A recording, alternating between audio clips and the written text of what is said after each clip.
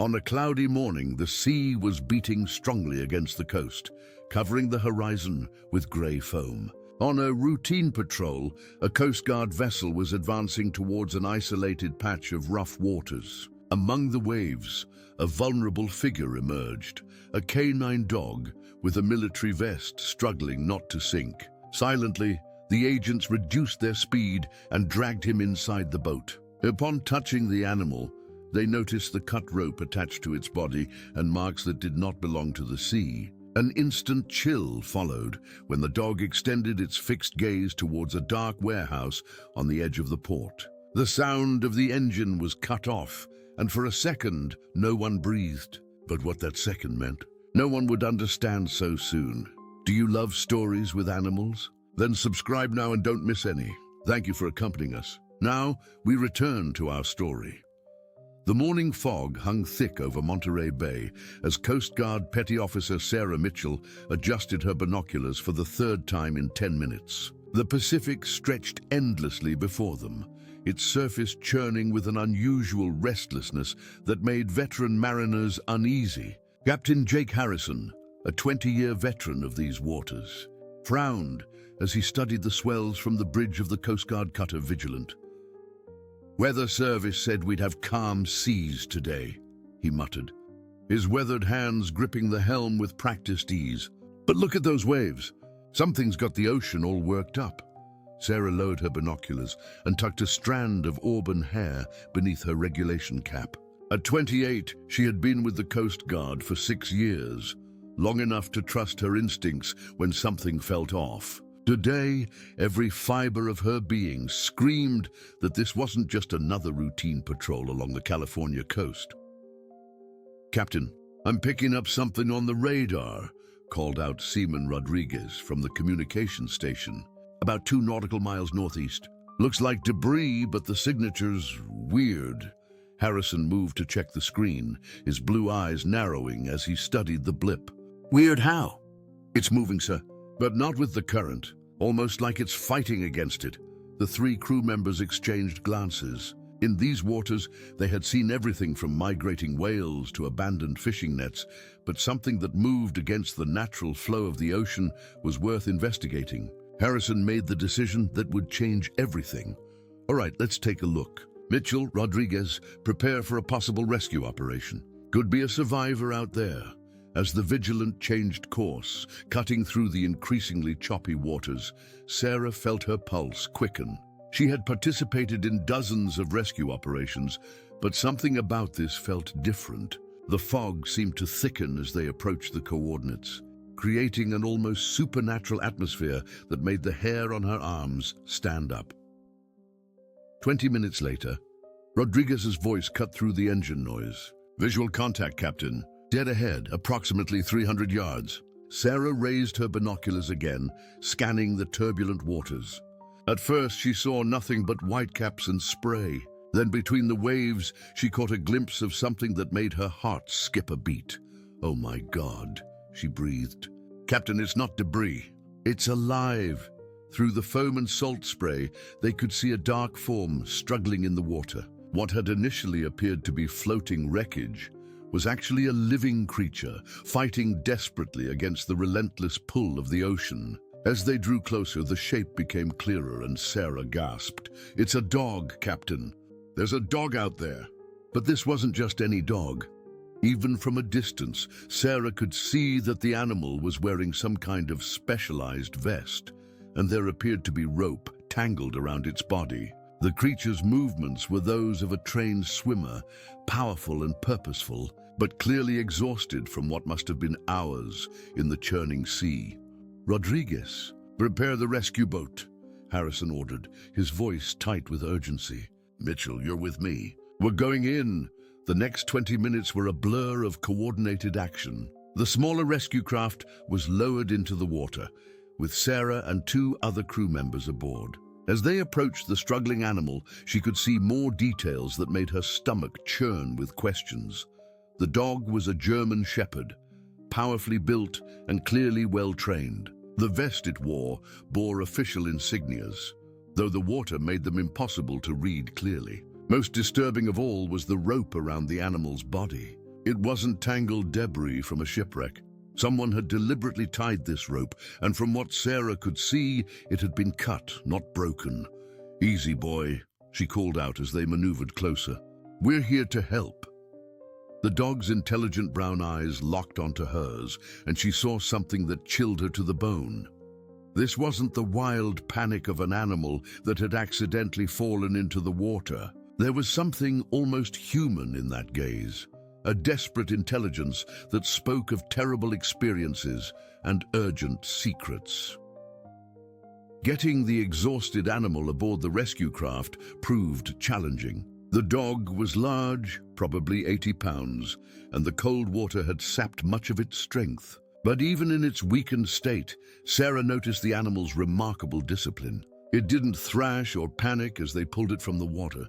Instead, it seemed to understand they were trying to help, cooperating as much as its exhaustion allowed. Back on the Vigilant, Sarah wrapped the shivering animal in warming blankets, while Rodriguez radioed ahead to the Coast Guard station in Monterey. But as she examined their unexpected rescue more closely, her initial questions multiplied into a dozen more troubling observations. The dog's vest bore the insignia of a police K-9 unit, but not from any local jurisdiction she recognized. The markings suggested it came from somewhere inland, possibly hundreds of miles away. How had a police dog ended up floating alone in the Pacific Ocean? More disturbing were the marks on the animal's body. Beneath the soaked fur, she could feel raised welts and what felt like old bruises. These weren't injuries from struggling in the water. They were older, suggesting the dog had been through some kind of ordeal before ending up in the ocean. "Sarah," Captain Harrison called from the bridge, "take a look at this rope." She joined him, examining the length of manila rope they had cut away from the dog's body. Harrison held up one end, and Sarah's breath caught in her throat. The rope had been sliced clean through with a sharp blade. The cut was precise, deliberate, not the frayed break that would result from wear or accident. "Someone cut this rope, Captain. Someone wanted this dog in the water." Harrison's weathered face darkened. "But why?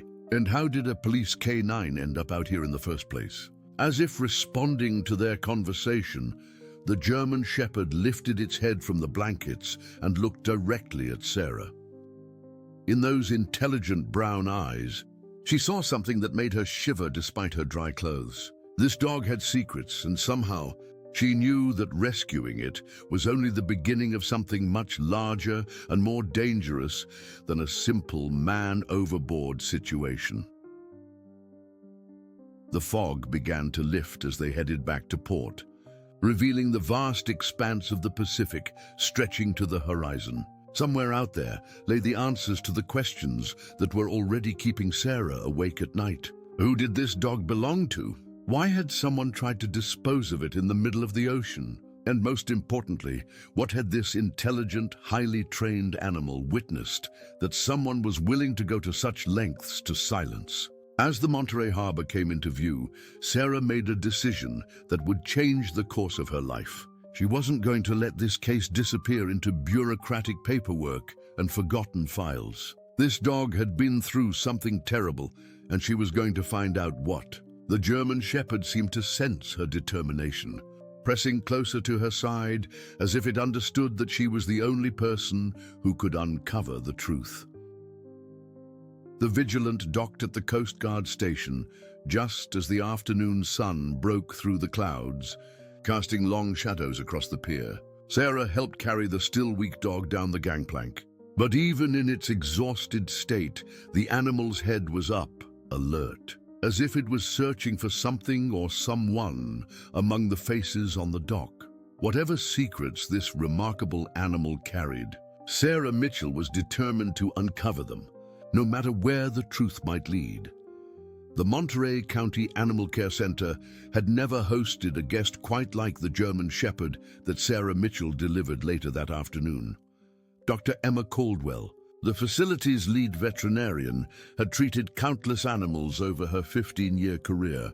But the moment she laid eyes on the dog from the Coast Guard rescue, she knew this case would be different. "His vital signs are stable," Dr. Caldwell reported to Sarah. her gentle hands moving expertly over the animal's still damp coat. Mild hypothermia, some dehydration, but nothing life-threatening. What concerns me more are these older injuries. Sarah leaned forward, studying the markings that had caught her attention on the boat. Under the harsh fluorescent lights of the examination room, they were even more pronounced. Dark bruises shadowed the dog's ribs, and there were rope marks around his neck and legs that had clearly been there for days, possibly weeks. Someone was keeping this dog restrained, Dr. Caldwell continued, her voice tight with controlled anger. These marks suggest prolonged confinement, possibly in harsh conditions. The German Shepherd lay still during the examination, but his eyes remained alert, tracking every movement in the room. Sarah noticed that whenever she spoke, his ears perked up with unmistakable recognition of human authority and command structure. This wasn't just any dog. This was a highly trained working animal. "Doctor, I need you to check for a microchip," Sarah requested. "The vest suggests he's military or police K9, and if that's the case, there should be identification." Dr. Caldwell nodded and reached for her scanner. The device beeped almost immediately as it passed over the dog's shoulder blade. "Got one. Let me pull up the information." As the computer processed the chip data, Sarah found herself holding her breath. Something told her that whatever they were about to discover would open a door that could never be closed again. The German Shepherd seemed to sense the tension in the room, his eyes moving between the two women as if he understood the importance of what was happening. "Here we go," Dr. Caldwell said, squinting at her screen. "The chip is registered to—" "Oh my," her face went pale. "Sarah, you need to see this." Sarah moved around the examination table to look at the monitor. The registration information made her blood run cold. Owner, Detective Marcus Thompson. Department, San Francisco Police Department. K9 unit, dog's name. Rex registration date, March 15, 2019. Status, active duty. "Dr. Caldwell, when was this chip last updated?" The veterinarian scrolled through the data. "According to this, the registration was renewed just 6 months ago. This dog should still be on active duty with the SFPD." Sarah's mind raced with implications. A San Francisco police dog, registered as active duty, found floating alone in the Pacific Ocean with signs of prolonged abuse and restraint. It didn't make sense, unless— "I need to contact the San Francisco Police Department," Sarah said, pulling out her phone. "This Detective Thompson needs to know we found his partner." But as she dialed the SFPD's main number, Dr. Caldwell's voice stopped her cold. "Sarah, wait. I'm running a more detailed scan of the chip data, and there's something else here. An emergency contact notation from 8 months ago." "What kind of notation?" Dr. Caldwell's face grew even more grave. "It's a missing persons report number. Detective Marcus Thompson and his K9 partner Rex were reported missing during a routine patrol 8 months ago. They were investigating suspicious activity near the San Francisco docks and never returned." The phone slipped from Sarah's hand, clattering onto the examination table. Rex, because she knew now that was indeed his name, lifted his head at the sound, his intelligent eyes meeting hers with what seemed like desperate urgency. 8 months, Sarah whispered. "This dog has been missing for 8 months, and now he shows up in the ocean, hundreds of miles south, with signs of prolonged captivity." Dr. Caldwell saved the chip data and turned to face Sarah fully. "There's more. I'm seeing additional notations here. It looks like Detective Thompson had filed several reports in the weeks before he disappeared, all related to suspected corruption in shipping operations along the San Francisco waterfront." Sarah felt the pieces of a puzzle beginning to form in her mind.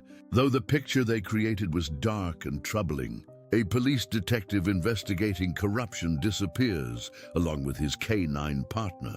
Months later, the dog turns up hundreds of miles away, clearly having been held captive, floating in the ocean with rope that had been deliberately cut. "Dr. Caldwell, I need copies of all this information. And I need you to do something else. Run a complete medical examination. Document every injury, every mark, everything that might tell us what this dog has been through." As if understanding their conversation, Rex struggled to his feet on the examination table. Despite his exhaustion and injuries, he moved with the controlled precision of a highly trained police dog. He approached Sarah, pressing his massive head against her hand in what seemed like a gesture of trust and alliance.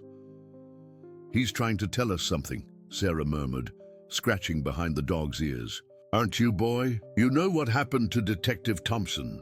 You know who did this to both of you." Rex's response sent chills down Sarah's spine. The dog moved to the examination room door and sat in the precise position of a police K9, waiting for orders. His posture was alert, professional, as if he was reporting for duty. Then he looked back at Sarah and gave a single sharp bark that sounded more like "yes, ma'am" than anything else. Dr. Caldwell shook her head in amazement. "In all my years treating animals, I've never seen anything like this. It's as if he's trying to communicate with you directly, Sarah. He knows you're the one who can help him." Sarah made her decision in that moment. Whatever had happened to Detective Thompson, whatever corruption Rex had witnessed, whatever danger had led someone to try to silence this remarkable animal by throwing him into the ocean, she was going to uncover the truth. "Doctor, I need you to keep Rex here overnight for observation. But don't enter this into any official database yet. Something tells me that the wrong people knowing he's alive could put him in danger again. You think whoever did this to him might try again?" Sarah looked down at Rex, who was now sitting at perfect attention beside her chair. The intelligence in his eyes was unmistakable, as was the trust he was placing in her.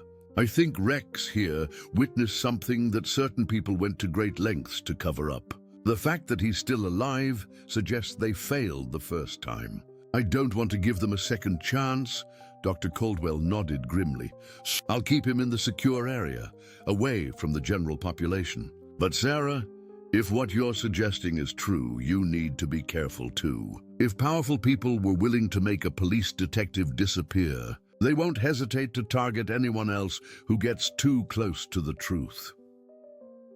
As evening fell over Monterey, Sarah sat in the animal center's quiet corridor, making phone calls and taking notes. Her first call to the SFPD had confirmed Dr. Caldwell's findings.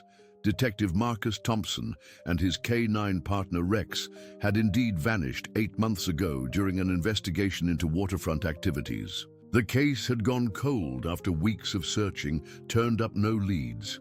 Her second call, to Detective Thompson's former partner, Lieutenant David Chen, revealed even more troubling information. Marcus was convinced he was onto something big.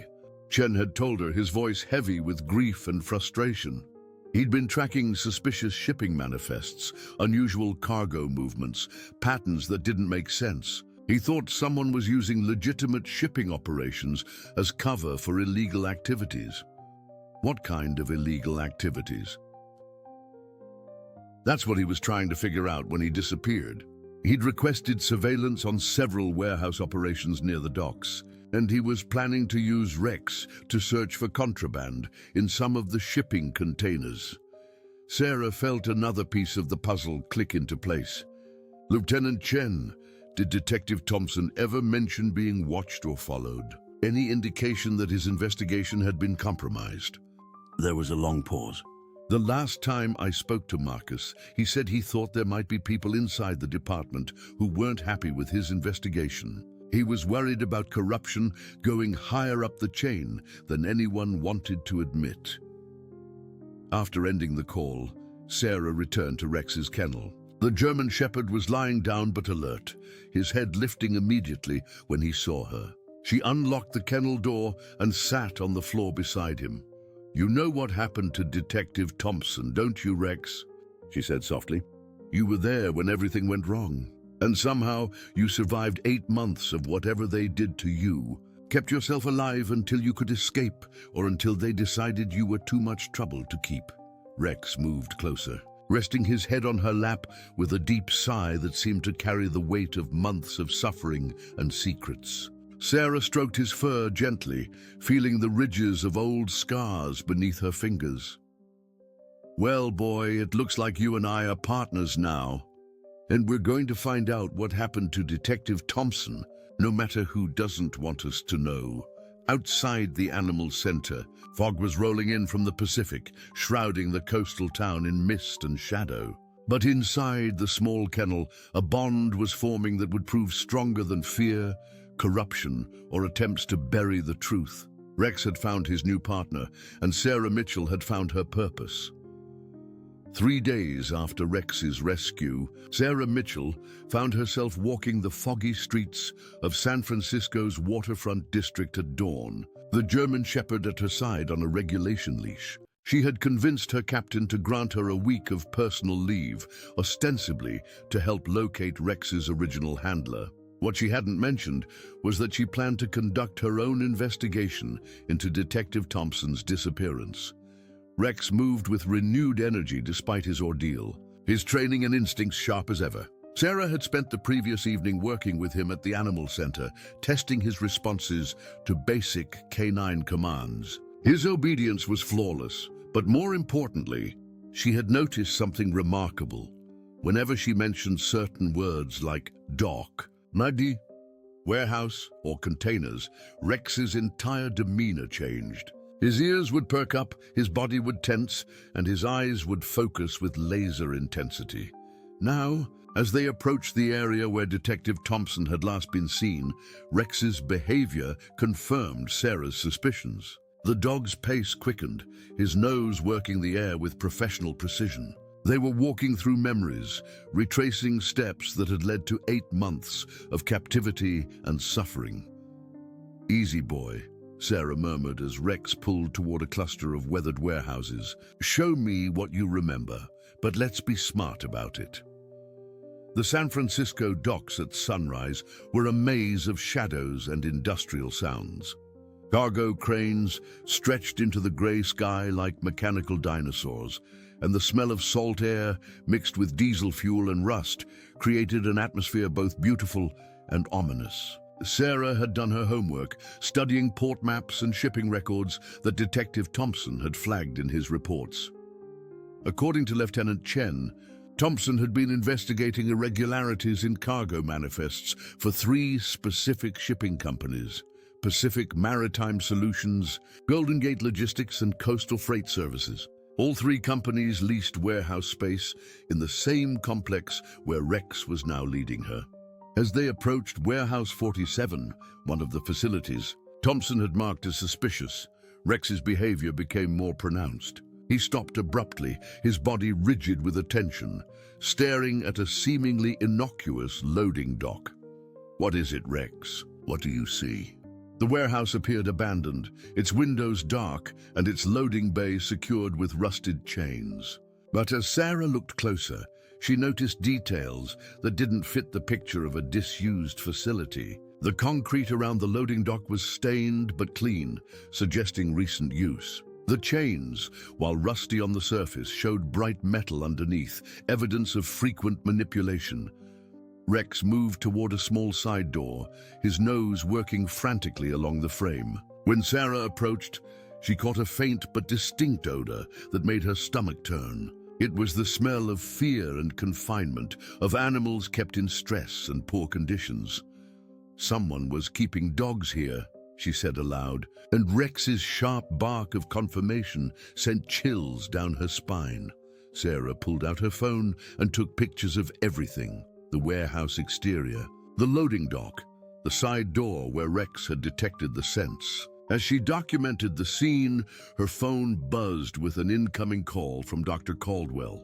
"Sarah, I've completed Rex's full medical examination, and you need to hear this." The veterinarian's voice was tight with concern. "I found something embedded in his collar that I initially missed." "What kind of something?" "A small tracking device, but it's been deactivated. From the wear patterns, I'd say it was functioning until very recently, probably within the last few days." Sarah felt her blood run cold. "Dr. Caldwell, are you saying someone was tracking Rex right up until we found him?" "That's exactly what I'm saying. And there's more. I've identified traces of several different sedatives in his blood work. Nothing life-threatening now, but evidence of repeated chemical restraint over an extended period. As Sarah absorbed this information, Rex suddenly tensed beside her, his head turning toward the far end of the warehouse complex. His low growl was barely audible, but the warning was clear. They weren't alone. A dark sedan had pulled up at the opposite end of the parking area, its tinted windows making it impossible to see the occupants. Sarah felt exposed in the open space between warehouses, but running would only confirm that she was there for more than casual observation. Come on, Rex, let's take a walk. She led the dog away from Warehouse 47, moving casually toward the public pier area, where early morning joggers and dog walkers provided natural cover. But Rex kept looking back at the sedan, his body language tense and alert.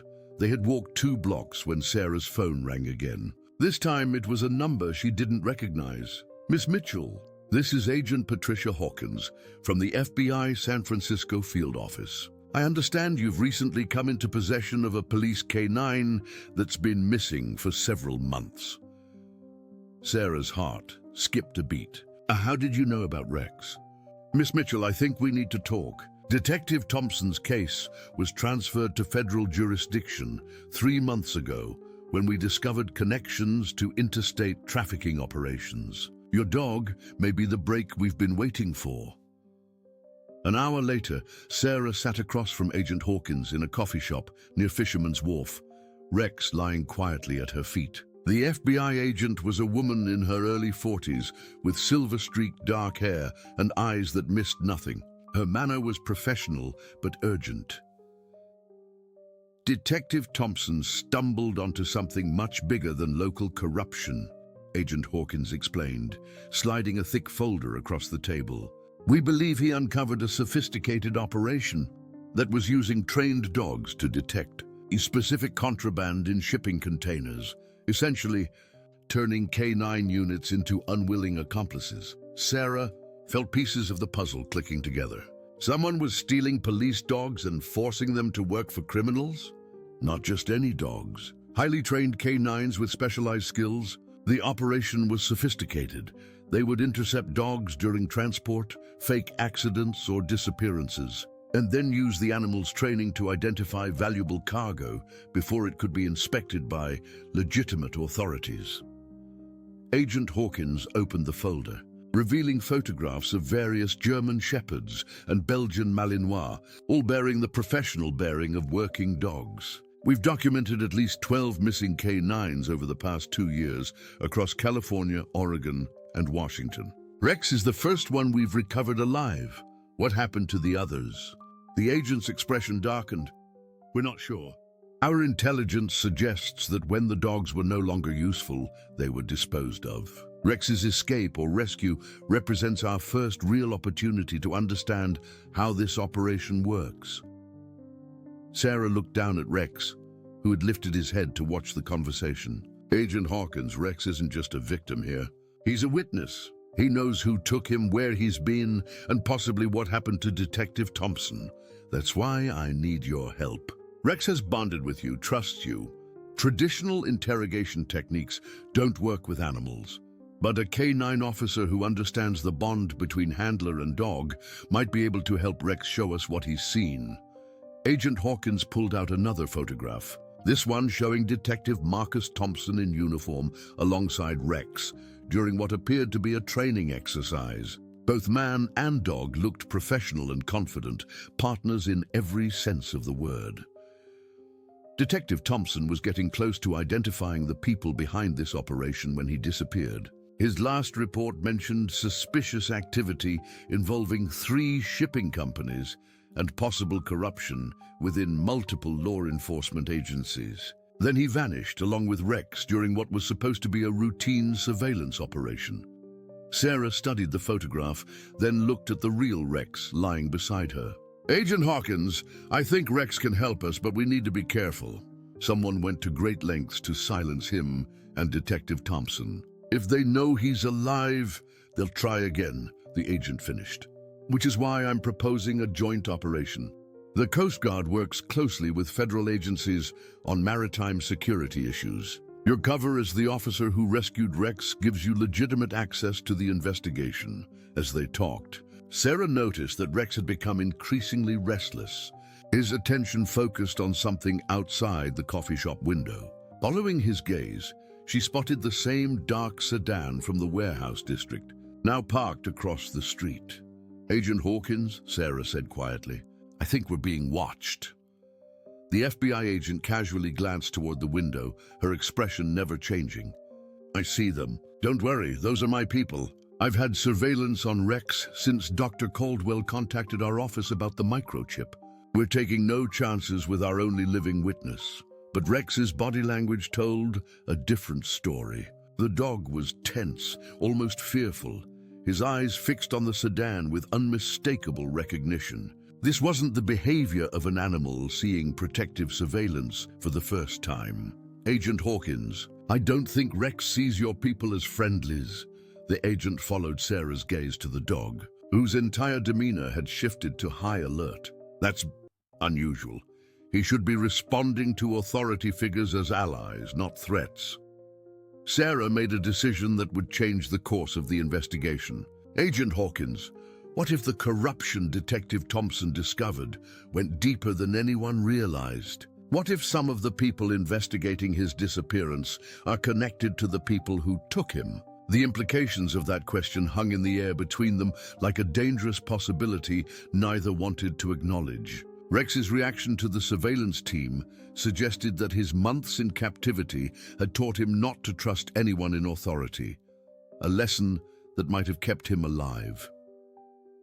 As they left the coffee shop, Sarah made mental notes of everything Rex showed interest in or anxiety about. The German Shepherd was indeed a witness, but reading his testimony would require understanding not just what he had seen, but who he had learned to fear. And if Rex's instincts were correct, the investigation was about to become far more dangerous than anyone had imagined.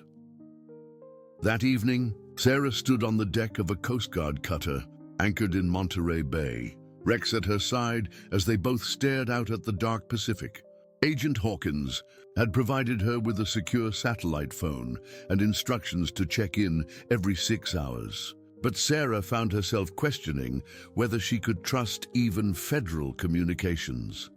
Rex's reaction to the FBI surveillance team had been too specific, too fearful to ignore. During their 8 months of separation, this remarkable dog had learned to distinguish between legitimate law enforcement and the people who had held him captive. If some of those people wore badges, then the investigation was far more dangerous than anyone had admitted.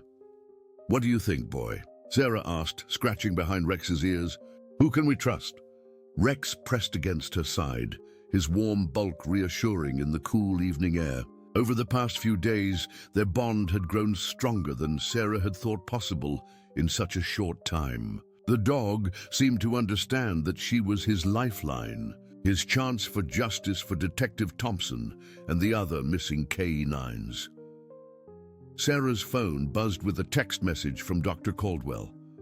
"Emergency. Need to see you at the clinic immediately. Come alone, but bring Rex. Important discovery."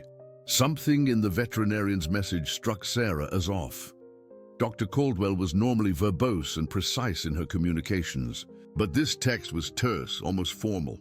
Rex must have sensed her tension because he moved to a protective stance beside her, his intelligent eyes scanning the darkness around them.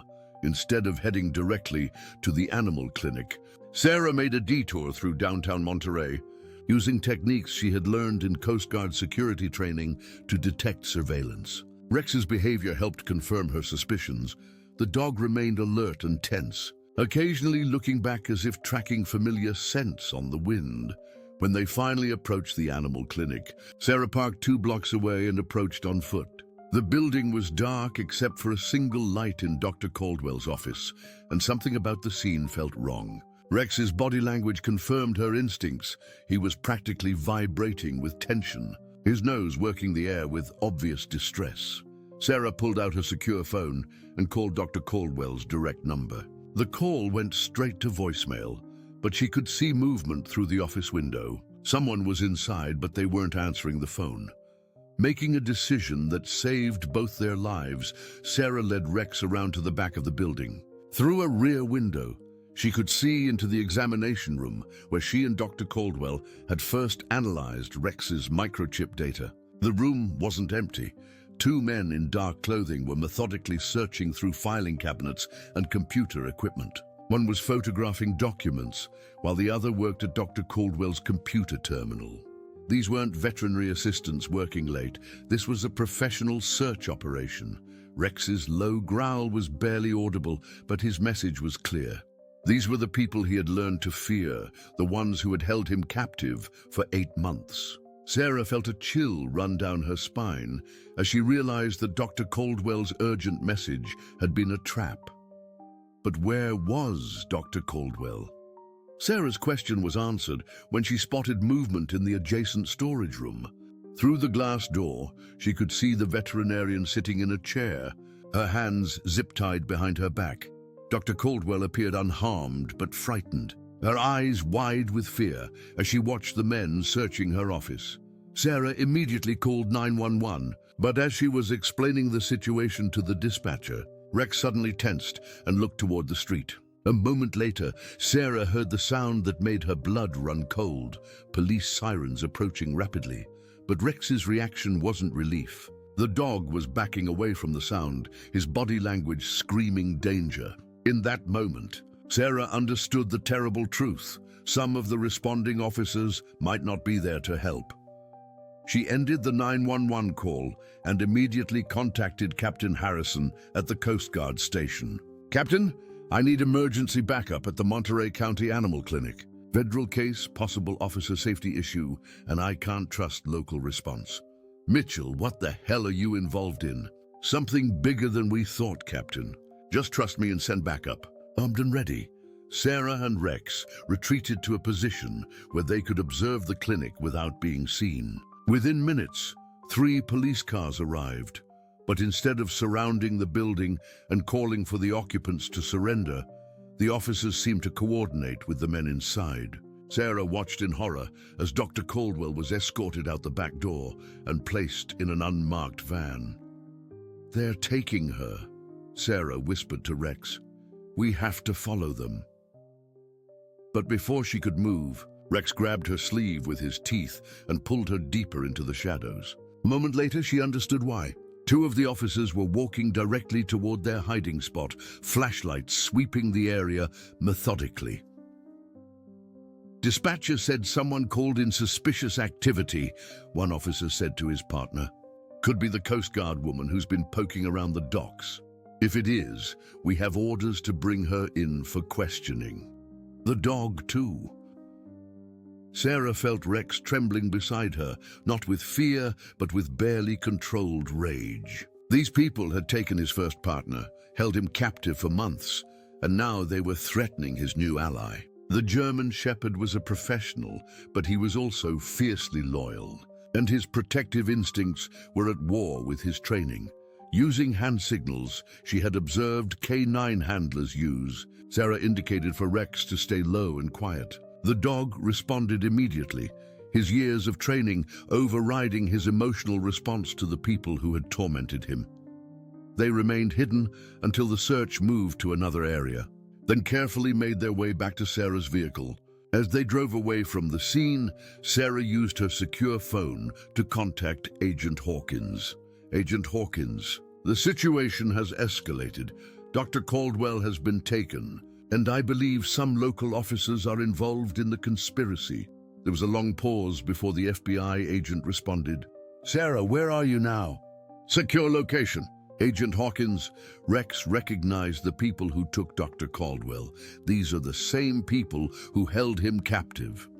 I'm going to need you to bring Rex in immediately. We have a secure facility where we can protect both of you while we sort this out." But Rex's reaction to the FBI agent's voice over the phone speaker was the same. Fearful tension he had shown at the coffee shop. The dog's instincts were screaming that Agent Hawkins couldn't be trusted either. Sarah made the most difficult decision of her career. "Agent Hawkins, I think Rex and I need to stay mobile for now. I'll check in every 6 hours as agreed, but we're going to continue the investigation independently. Sarah, that's not safe. You're in over your head. Maybe, but Rex survived 8 months with these people. His instincts have kept him alive this long, and right now, he's telling me that coming in would be a mistake. After ending the call, Sarah drove to a 24-hour truck stop on Highway 1, where she could think and plan their next move. In the harsh, fluorescent light of the truck stop parking lot, she studied the notes and photographs she had gathered over the past few days. Detective Thompson had been investigating shipping irregularities. Rex had been held captive and forced to use his training to assist in illegal activities. Dr. Caldwell had been taken after discovering crucial information about Rex's condition. And now it appeared that the corruption extended into both local and federal law enforcement.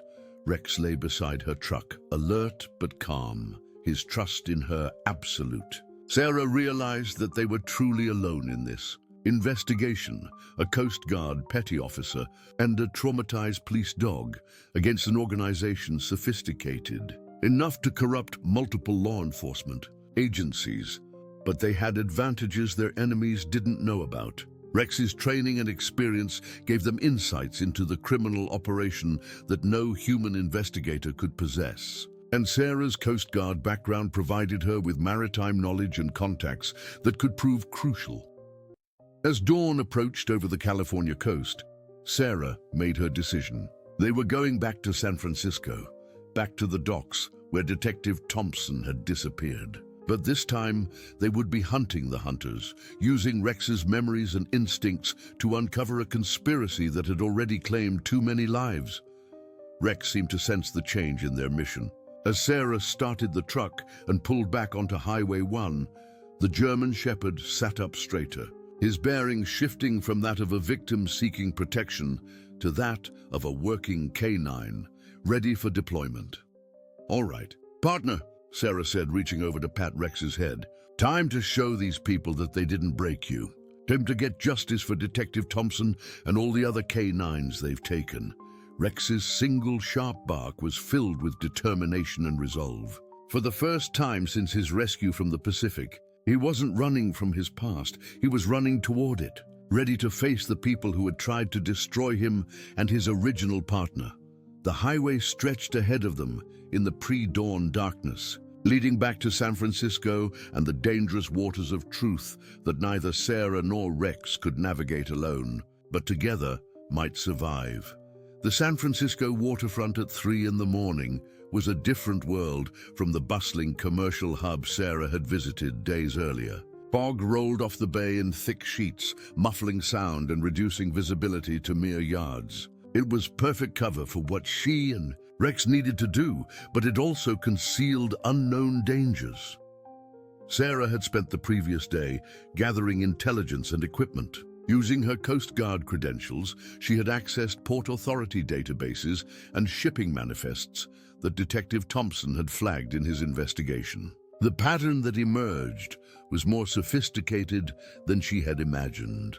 The 3 companies Thompson had been investigating, Pacific Maritime Solutions, Golden Gate Logistics, and Coastal Freight Services, were all subsidiaries of a larger corporation called Neptune Holdings. More importantly, Neptune Holdings had exclusive contracts for security consulting with several law enforcement agencies, including the SFPD K9 unit.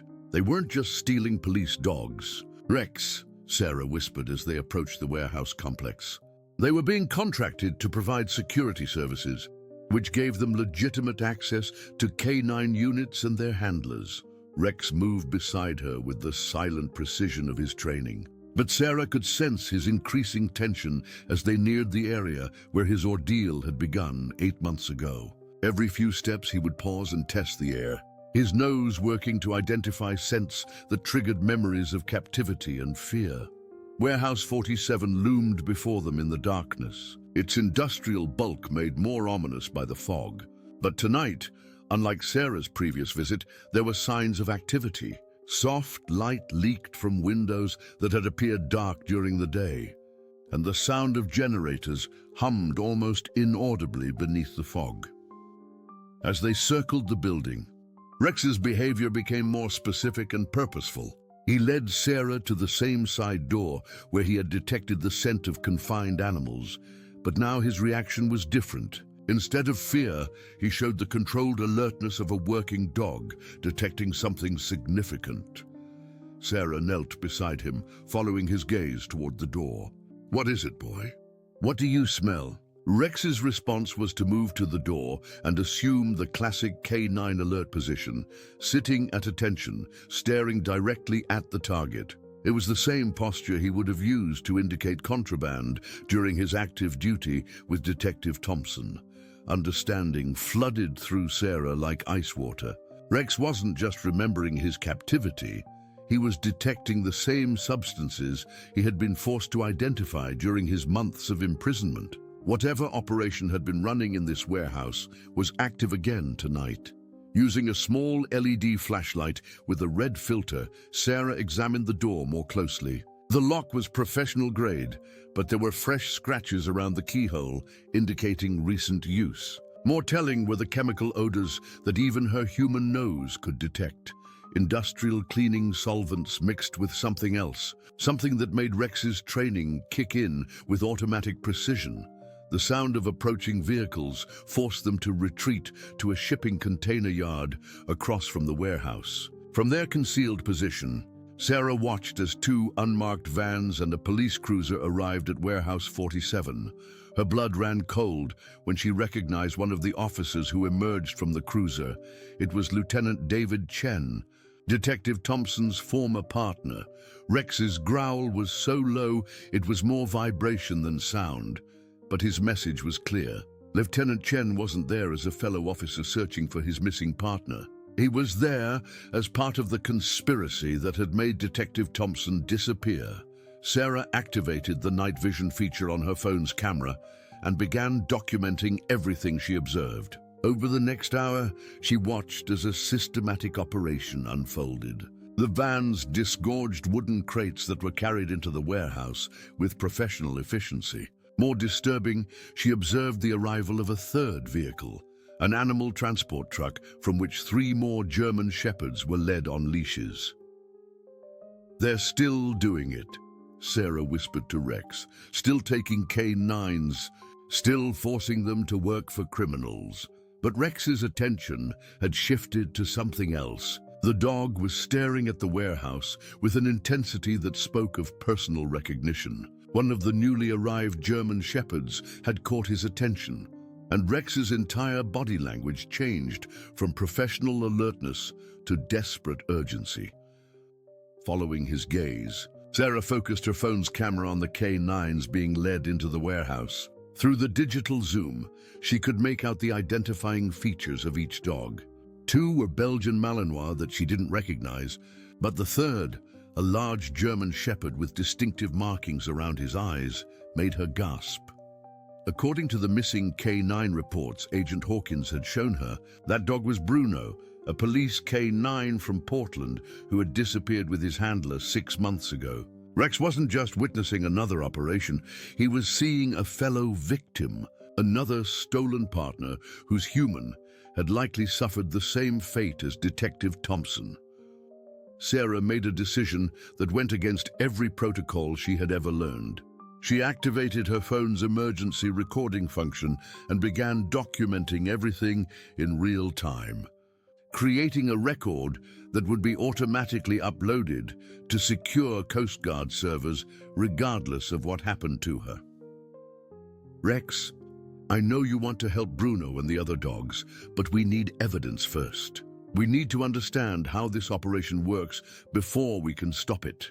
Over the next 2 hours, Sarah and Rex observed a process that revealed the full scope of the conspiracy. The stolen K9s were being used to inspect shipping containers for specific types of contraband, not to intercept it for law enforcement, but to identify valuable cargo for theft by the criminal organization. The dogs' training made them perfect for the job. They could quickly and accurately identify containers holding drugs, cash, or other high-value items without the criminals having to open and inspect each container manually. It was an efficient system that exploited the animal's loyalty and training for profit. But Sarah also observed something that gave her hope. The newer dogs, like Bruno, were clearly traumatized and resistant. They performed their tasks with obvious reluctance, requiring constant supervision and coercion. The criminal organization's greatest asset, the dog's training, was also their weakness, because truly breaking a well-trained canine was nearly impossible. Rex had proven that by surviving 8 months of captivity and maintaining his core identity as a police dog, he had escaped or been discarded, not because they had successfully broken him, but because his continued resistance made him more trouble than he was worth. As dawn approached, the operation at Warehouse 47 began winding down. The stolen contraband was loaded into different vehicles, the K9s were returned to the transport truck, and the corrupt officers began preparing to leave. Sarah knew this was her chance to follow them and identify the central location where the stolen dogs were being held. But as she and Rex prepared to move, her secure phone buzzed with an incoming call from an unknown number. "Miss Mitchell." The voice was Dr. Caldwell's, but strained and frightened. "They've told me to call you. They want to make a trade." Sarah felt her heart stop. "Dr. Caldwell, are you all right?" "Where are you?" I'm at their main facility. They say they'll release me unharmed if you bring Rex to them. They claim they just want to return him to proper authorities and clear up this misunderstanding." Through the phone, Sarah could hear background sounds that Rex immediately recognized. The dog's entire body went rigid, his ears pricked forward with absolute attention. Whatever facility Dr. Caldwell was calling from, it was a place Rex knew intimately, the place where he had spent 8 months in captivity. "Dr. Caldwell, don't say anything else over this line. I understand the situation." But before she could end the call, another voice came on the line, Lieutenant Chen's voice, cold and professional. "Miss Mitchell, you've seen enough tonight to understand that this is bigger than you can handle alone. Bring the dog to Pier 33 in 1 hour, and Dr. Caldwell goes free. Refuse, and both of you will suffer the same fate as Detective Thompson." The call ended, leaving Sarah and Rex alone in the gray morning light with an impossible choice. They could walk into an obvious trap and lose everything, or they could try to rescue Dr. Caldwell and the other stolen K9s on their own. Rex made the decision for both of them. The German Shepherd stood up, shook himself once, and looked directly at Sarah with eyes that held 8 months of determination and unbroken spirit. His message was clear: they weren't running anymore. They were going to end this, whatever the cost. "All right, partner," Sarah said, checking her equipment and ensuring her phone was still recording. "But we're not going to Pier 33. We're going to find that main facility and finish what Detective Thompson started." Rex's answering bark was sharp and confident, the sound of a police K9 ready to serve and protect. Together, they began following the transport truck's route through the fog-shrouded streets of San Francisco, heading toward a confrontation that would determine not just their own fate, but the fate of every stolen K9 and missing officer who had fallen victim to the conspiracy. The morning sun was beginning to burn through the fog as they moved deeper into the industrial district, Rex's memories guiding them toward the heart of an operation that had hidden in plain sight for too long. Today, the hunters would become the hunted. The abandoned shipyard on the outskirts of San Francisco Bay looked like something from a forgotten era. Rusted cranes stretched toward the sky like metal skeletons, and derelict buildings clustered along the waterfront in various states of decay. It was the perfect place for a criminal organization to hide their operations, isolated, seemingly worthless, and far from casual observation. Rex had led Sarah through the fog-shrouded streets with the precision of a GPS device, his memories guiding them unerringly toward the place where he had spent 8 months in captivity. As they approached the shipyard's perimeter, his behavior shifted from purposeful determination to cautious reconnaissance. This was enemy territory, and both he and Sarah knew they would get only one chance to succeed.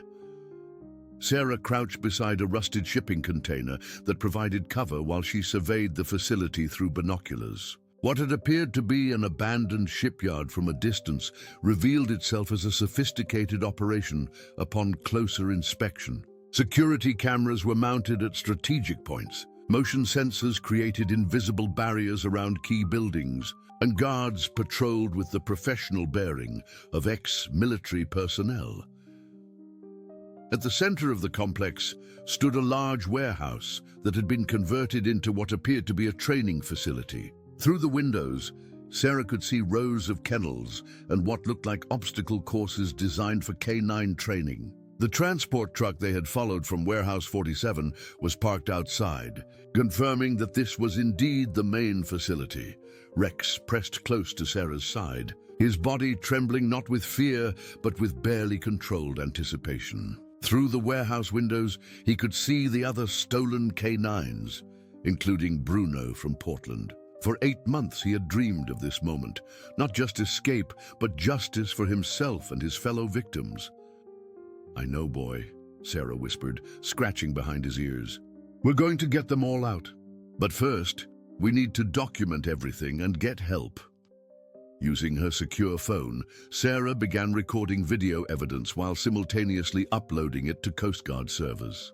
She documented the security setup, the warehouse layout, the guard positions, and most importantly, clear footage of Lieutenant Chen and other corrupt officers coordinating with the criminal operation.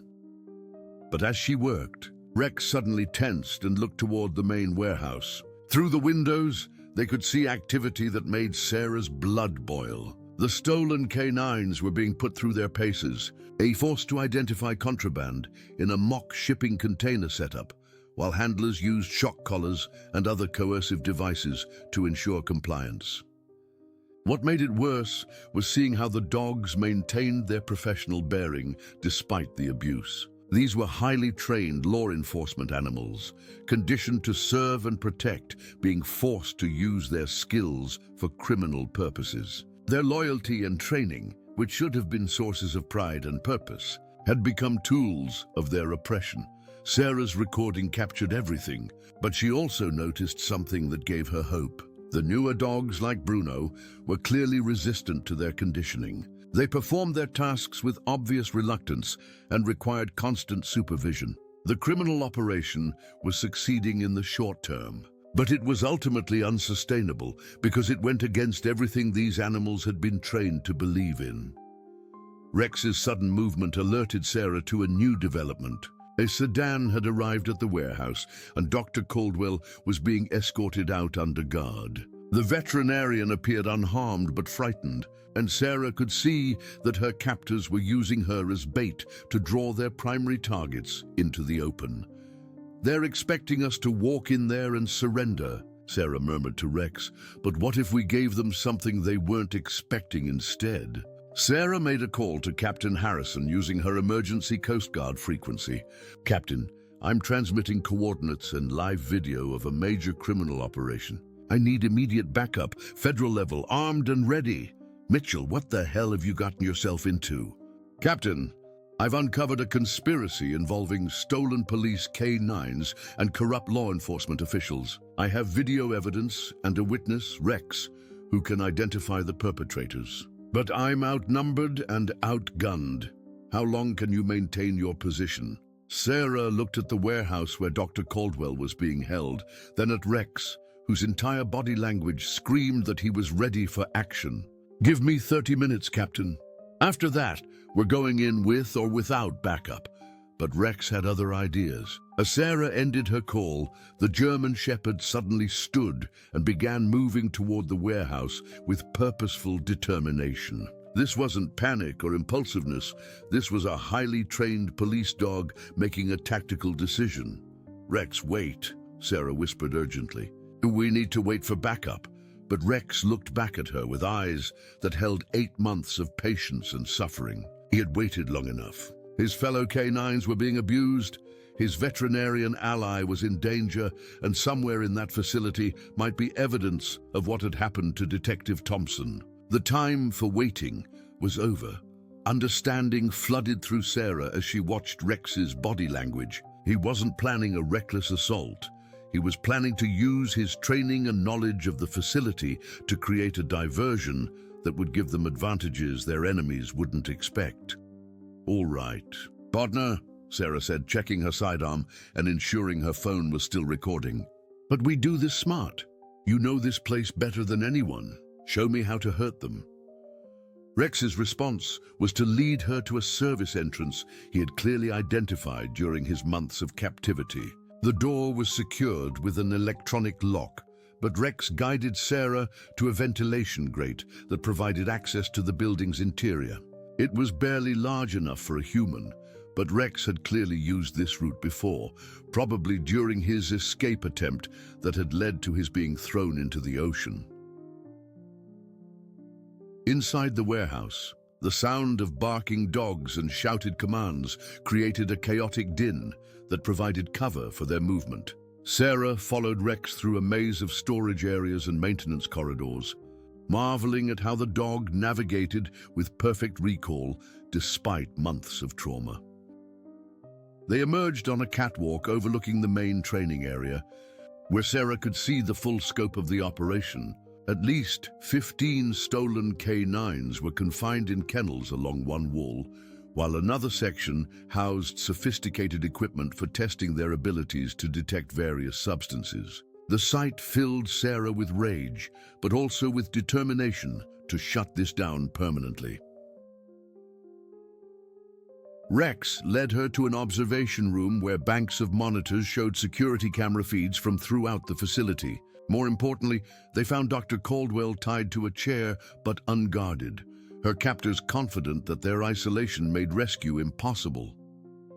"Dr. Caldwell," Sarah whispered as she freed the veterinarian. "Are you hurt?"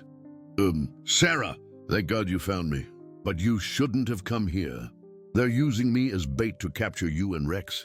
I know, but we're not here to surrender.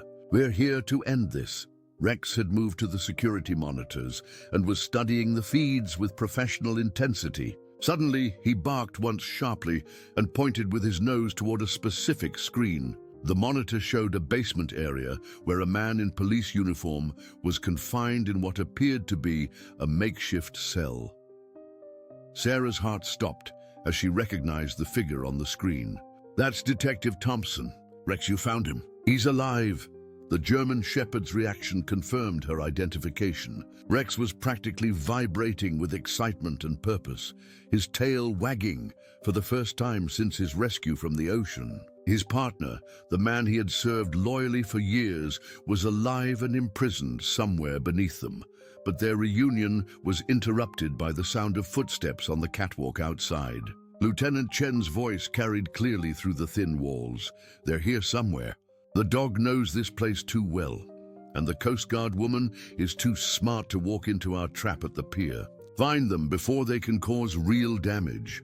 Sarah looked at Dr. Caldwell and Rex, making rapid tactical calculations. They had located Detective Thompson and documented the criminal operation, but they were still outnumbered and trapped. Their only advantage was that Rex knew the facility's layout and weaknesses better than their captors realized. "Rex," Sarah whispered, "can you get to Detective Thompson?" The German Shepherd moved to a maintenance shaft that apparently led to the basement levels. His body language was clear. He could reach his original partner, but it would mean separating from Sarah and Dr. Caldwell. "Go," Sarah said. "Get Detective Thompson and get out of here. Dr. Caldwell and I will create a distraction and follow when we can."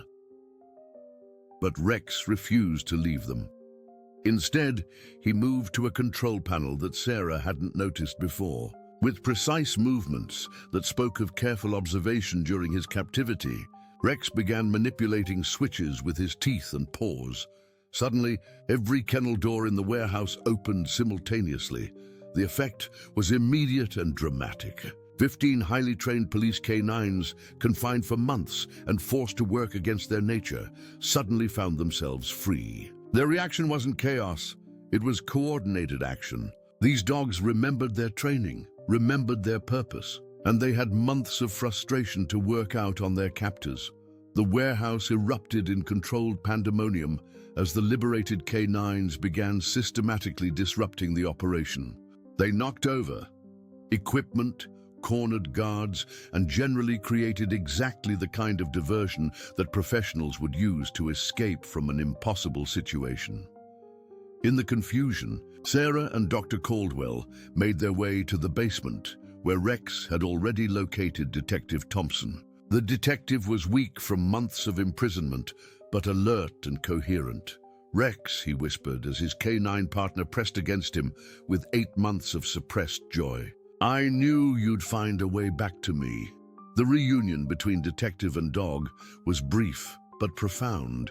Rex's entire demeanor changed as he reconnected with his original partner, his professional bearing returning as if months of separation had never occurred. "Detective Thompson," Sarah said urgently, "we need to get out of here. Can you move?" "Oh, good sit. I can move. And I have information about this entire operation. Names, locations, financial records. They kept me alive because they thought they might need me to control Rex. But I've been documenting everything I could observe." As they made their way through the facility toward the exit, the sound of approaching helicopters filled the air. Captain Harrison had come through with federal backup, and the shipyard was about to be surrounded by legitimate law enforcement. But their escape was blocked by Lieutenant Chen and 2 armed associates. The corrupt officer stood between them and freedom, his service weapon drawn, but his expression more desperate than dangerous.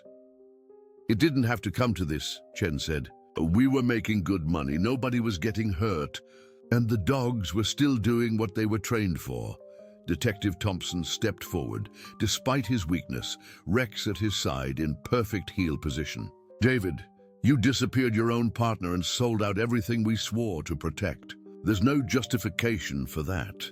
The confrontation might have escalated, but Rex made the decision that resolved everything." The German Shepherd stepped forward and assumed the alert position, staring directly at Lieutenant Chen with unwavering intensity.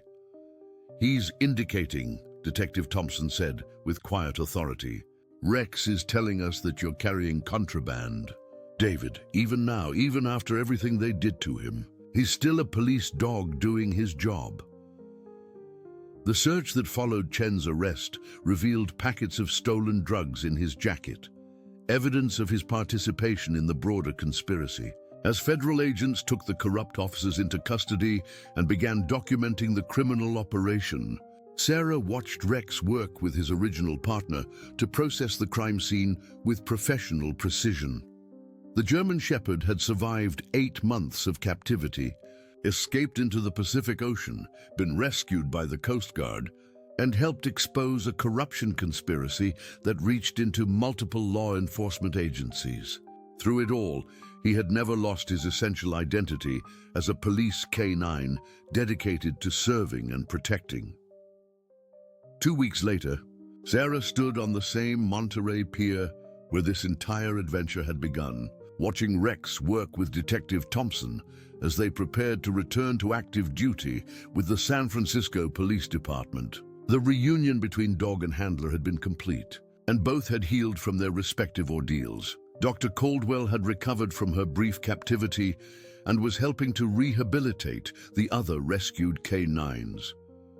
Most would eventually return to active duty with their original departments, though a few had been too traumatized by their experiences and would retire to lives as civilian companions.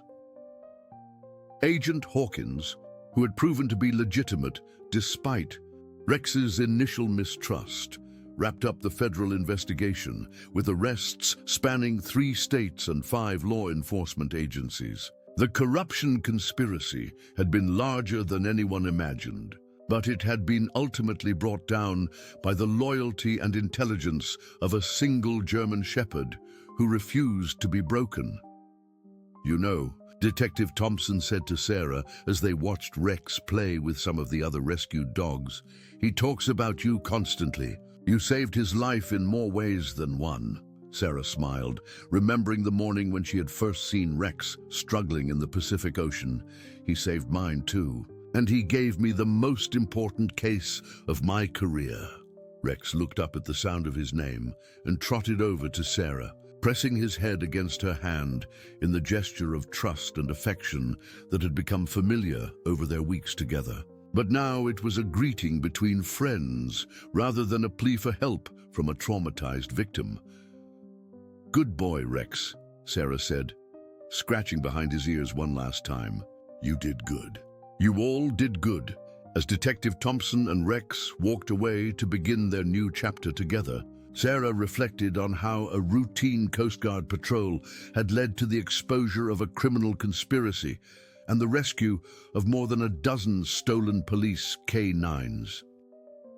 It had been dangerous, complicated, and at times seemingly impossible, but it had also proven that justice could prevail when good people and good dogs refused to give up.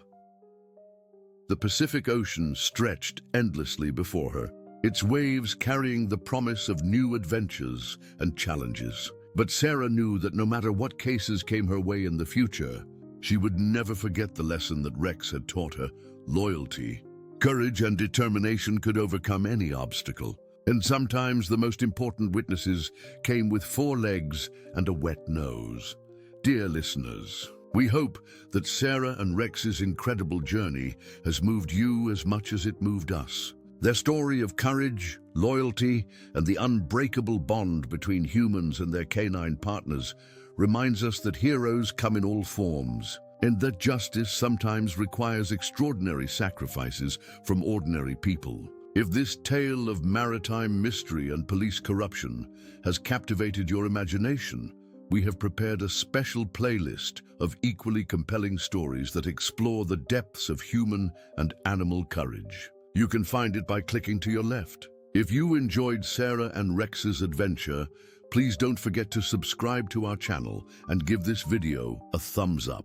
Every day, we bring you unique stories that explore the complexity of life, love, and the bonds that connect us all. Don't miss our upcoming content, and we'd love to hear your thoughts in the comments below. Until next time, keep believing in the power of loyalty and the triumph of justice.